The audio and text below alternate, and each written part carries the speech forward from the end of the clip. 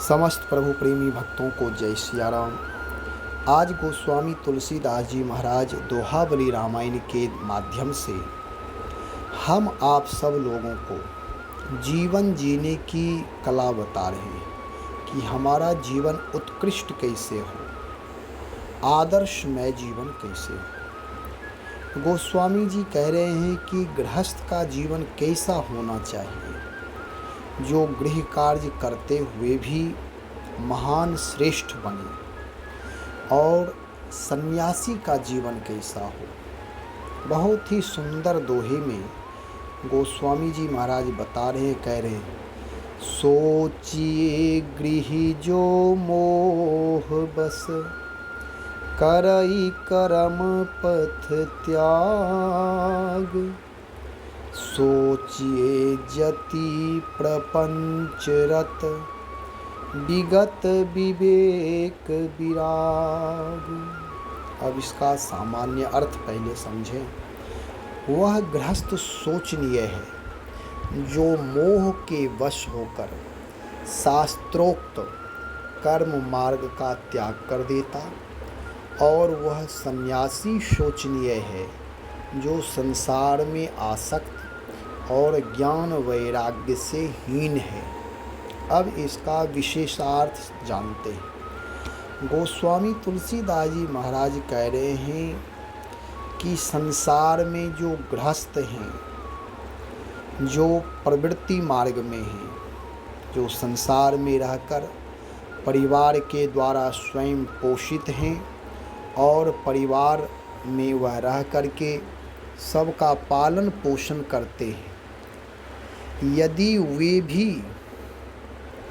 मोहासक्त हो जाएंगे, मोह हो जाएगा संसार में, वस्तु में, घर में, मकान में, और अपने कर्म मार्ग का जो सुकर्म है, उत्तम कर्म का परित्याग कर देंगे, परोपकार का, नाना प्रकार के जो शास्त्रोक्त कर्म हैं, यदि उसका परित्याग कर देंगे तो वह गृहस्थ भी शोचनीय हो जाएंगे।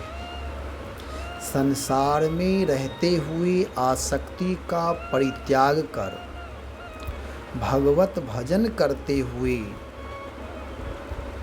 मोह को बिल्कुल दूर कर देना चाहिए। किसी भी चीज़ों में मोह नहीं होना चाहिए। मेरापन, ये मेरा है, मेरा है। कारण कि मोह सकल व्याधिन कर मूला कहा गया है। मोह सारे व्याधियों का मूल है, जड़ है।